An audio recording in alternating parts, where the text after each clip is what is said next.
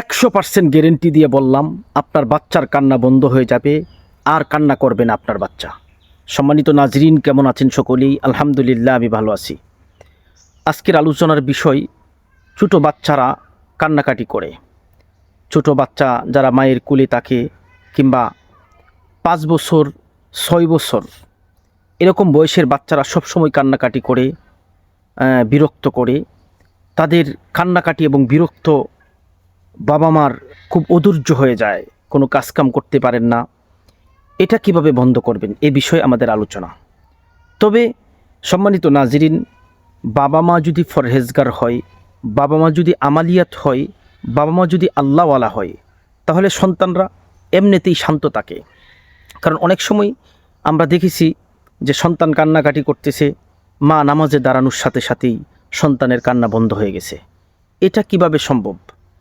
সম্মানিত নাজরিন, এটা সম্ভব এভাবেই যে আল্লাহ পাকের পক্ষ থেকে তার উপরে রহমতের একটা ছায়া পড়ে যায় বাবা মার আমলের কারণে।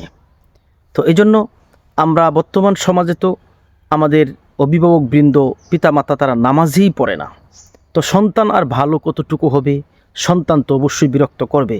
আপনারা বিশেষ করে আল্লাহ তাআলার হুকুম, নবীর সুন্নাহ অনুযায়ী জীবনকে পরিচালনা করুন।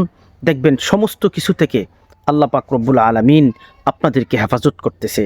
হেফাজত এর চাদর আপনাদের উপরে থাকবে। সম্মানিত নাজরিন, আমাদের এই সমাজ আজকে আল্লাহমুখী না, আমাদের সমাজ রসুলমুখী না। আমাদের সমাজ হলো গুনাহগার, গুনার দিকে লিপ্ত বেশি, গুনার দিকে নিমজ্জিত আমরা। সুতরাং গুনাহ থেকে আমাদেরকে নিজেদেরকে হেফাজত করতে হবে।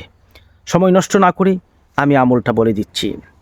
সম্মানিত নাজরিন, আমলের শুরুতে ওযু করে নেবেন। তারপরে আপনি আস্তাগফার 11 বার, দুরূদ শরীফ 11 বার পড়বেন।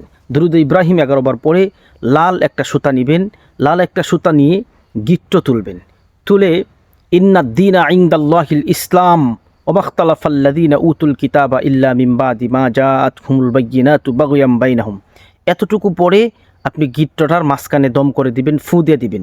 এভাবে 7টা গিরো দিবেন, 7টা ফু দিয়ে দিবেন। তারপরে এই লাল যে সুতাটা, এটা বাচ্চার গলায় বেঁধে দিবেন। বাচ্চার কান্না বন্ধ হয়ে যাবে ইনশাআল্লাহ। সকলেই আমাদের এই চ্যানেলটা সাবস্ক্রাইব করুন। নতুন কিছু পেতে আমাদের সাথেই থাকুন। আসসালামু আলাইকুম ওয়া রাহমাতুল্লাহি ওয়া বারাকাতুহু।